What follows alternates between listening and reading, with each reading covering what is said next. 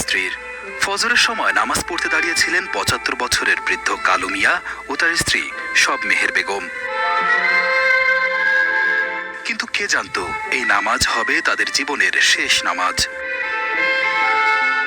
নামাজ পড়া অবস্থাতেই টিনের ঘরের পাশে স্তূপ করে রাখা ইটের চাপায় নির্মম মৃত্যু হয়েছে বৃদ্ধ এই দম্পতির। চেয়ারের মধ্যে এই ব্যাপার হয়েছে, এই ব্যবস্থা মনে করি সচেতন অবস্থায় মনে কর বার করা হয়েছে যে আর নামাজ পড়তে রয়েছে। যদি নামাজ পড়া না হয়তো মানে এমনি কিছু হইতো হয়তো দৌড় দিত, কিন্তু নামাজের অবস্থা আসলে মনে হয় এই অবস্থা রয়েছে। ওনারা ফজরে সম্ভবত নামাজ পড়তেছিলেন, আমরা যে কূপে ওনাদেরকে ওখানে দেখছি। ধারণা করা হচ্ছে প্রবল ঘূর্ণিঝড় রেমালের তাণ্ডবের পর দমকা হাওয়া ও বৃষ্টিতে ইটের স্তূপটি ঘরের উপরে ধসে পড়ে। এ সময় টিনের বেড়া এবং চালা ভেঙে কালু মিয়া ও তার স্ত্রীর উপরে পড়ে যায়। জানা যায় বারণ করা সত্ত্বেও ইটের স্তূপটি বৃদ্ধ দম্পতির ঘরের পাশে রেখেছিলেন ব্যবসায়ী আব্বাস ফকির। যিনি ইট রাখছে ওনাকে নিষেধ করা হয়েছে একাধিকবার, এবং উনি বিজনেস কমার্শিয়াল ভাবে এখানে ইটগুলো রাখে, বাট ওনার ওই ইটগুলার কোনো রাখার জন্য কোনো আলাদা কোনো সিকিউরিটি নেই বা সাপোর্ট নেই যে ওনার জায়গায় ওনার ইটটি থাকবে। কিন্তু ওইটা থাকতো তাহলে হয়তো আজকে দুর্ঘটনা ঘটতো না। ঝড়ের বৃষ্টি ফাইনটা যেটা আছে হয়তো বালু মাটি নিচে তা মনে খোদ হয়ে গেছে, উপরে মনে করা পড়ে গেছে, এটাই মনে করা সম্ভবত।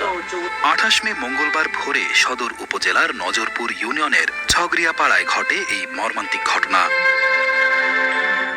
নিহতরা হলেন ছগরিয়াপাড়া এলাকার মৃত আক্কেল আলীর পুত্র ৭৫ বছর বয়সী কালু মিয়া এবং তার স্ত্রী ৬০ বছর বয়সী সব মেহের বেগম। ইট রাখছে তার পদক্ষেপ রাখার মতন না রাখা সাধারণ মানুষ আমাদের মতন সাধারণ লোক যদি এই তার খেসারত দিতে হয় তার তো অবশ্যই বিচার হওয়া উচিত।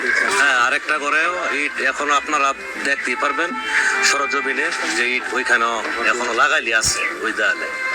ওইটাও ১-১.৫ বছর হয়েছে ওই ঘরটা বানছে। যদি এই ঘর থাকতো তাইলে আজকে ওইখানেও এই ধরনের দুর্ঘটনা। স্থানীয় ইউপি চেয়ারম্যান সাইফুল হক স্বপন জানান, খবর পেয়ে ঘটনাস্থলে যান তিনি। বিষয়টি বিস্তারিত জানার চেষ্টা করছেন তিনি। ইতোমধ্যে নিহতদের লাশ উদ্ধার করে নরসিংদী সদর হাসপাতালে প্রেরণ করা হয়েছে বলেও জানান তিনি। ইট পড়ে ঘরের মধ্যে পড়ে গেছে, ঘরে ২ জন লোক ছিল। আমরা এই জিনিসটা দেখতেছি ঘটনাটা কি অবস্থা না হলো, কারো বিরুদ্ধে কোনো অভিযোগ আছে। আমরা খবর পেয়ে সাথে সাথে আসছি, যারা শুভাকাঙ্ক্ষী আছে আরো অনেক আসছি, ঘটনাটা আমরা দেখতেছি। আমি পরিবেশ ও সুন্দর করে আরেকজনের ক্ষতি করে আমি ব্যবসা করবো সেটা দান মানব, আমি চেয়ারম্যান হিসেবে দান মানতে পারি, ঠিক আছে?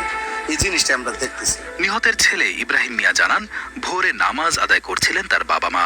টানা বৃষ্টিপাত এবং ঝড়ের কারণে ঘরের পাশে ব্যবসায়ী আব্বাস ফকিরের বিশাল স্তূপ করে রাখা ইট তাদের ঘরের উপরে ধসে পড়ে।